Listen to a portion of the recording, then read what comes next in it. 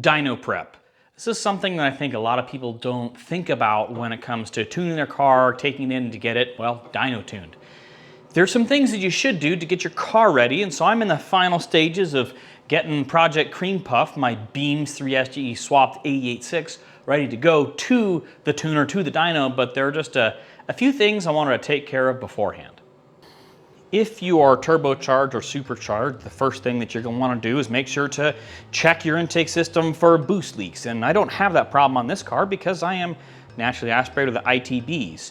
With this being ITBS, I did have to do something though. I had to make sure that my airflow was balanced and synced correctly for all the ITBs, the throttle bodies. Got that done. And now what I'm doing is I'm going to replace the spark plugs, and I'm also going to toss in a fresh set of injectors.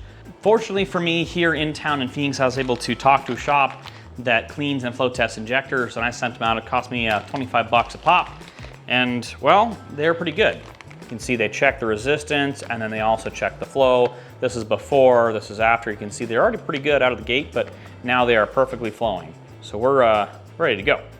Usually when I install new fuel injectors or replace fuel injectors, what I like to do is I like to use a little bit of lube to put them in. One of the good lubes that I like is just some dielectric grease. Common thing that a lot of my friends do also is they'll just use some petroleum jelly. That works just fine as well.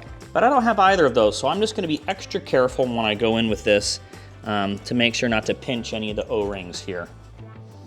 Because if I pinch an O-ring, then we have a big, massive leak, and that is no fun. Oh, wah, wah, wah, wah.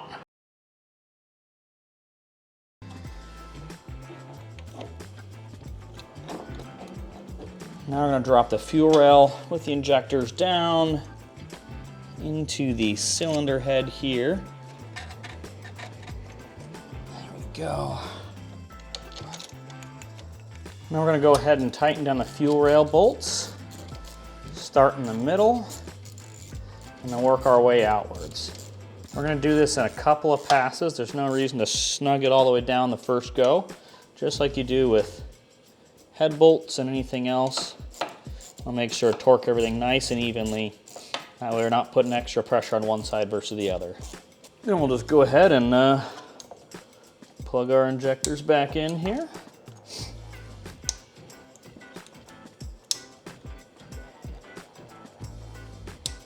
Next, we're going to pull the ignition coils and replace the spark plugs.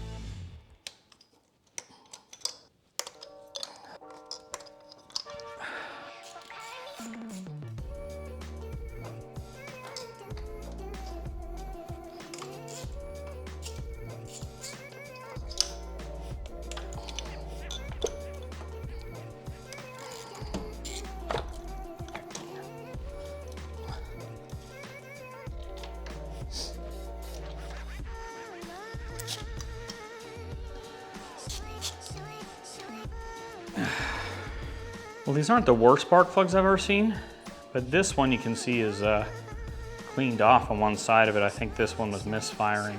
So it's a good thing I decided to put a fresh set of plugs in it. You can see, yeah, that one's running like a little leaner and misfiring, whereas the others are all pretty evenly cooked. The other two look just like that one. Now what I just pulled out of that engine were the iridium plugs, and these are just regular platinums, but these are still like stock style plugs for this engine. Even though these are typically pre-gapped, I do like to check them. Stock gap on them is 1 to 1.1, and here we're at the 1 mark, 1 millimeters. That's pretty good. Oh, right there between 1 and 1.1. Yeah, that's perfect. I do check every single one of them as they go in to make sure they're all the same. It's also a great idea to toss a little bit of anti-seize on the threads as they go in to make sure that it doesn't get boogered up in there.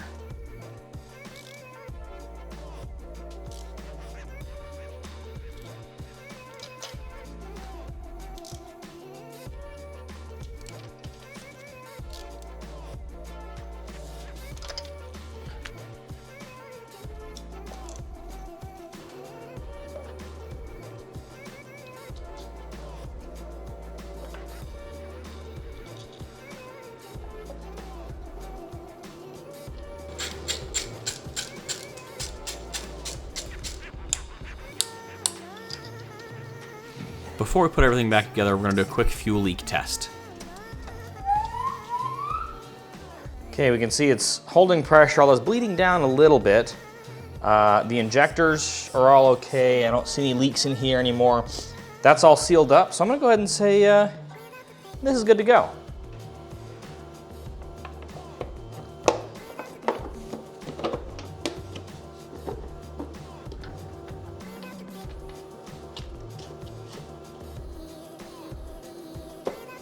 Now this is really only a small part of what you need to do to dyno prep your car. There's other things like fresh fluids all the way around, and new air filters and fuel filter and oil filter, right? Also things like compression test and leak down test. You don't want to bring the shop a grenade.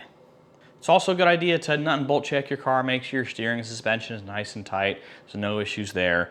And make sure that there's easy access to your ECU, or at least easy access to the USB cable to be able to plug in to tune your car. I think that's it for me on this car. I think I'm ready to drop it off at the tuner now. I feel pretty confident the car runs and drives pretty good. It's got some idling stuff, but I think that's all in the tune because I was fiddling with it a little bit and I could get it to come down, but not to the RPM I wanted. So I figure that's probably in the tune. Hopefully the next time you see me working on this car, it'll be picking it up from the dyno shop.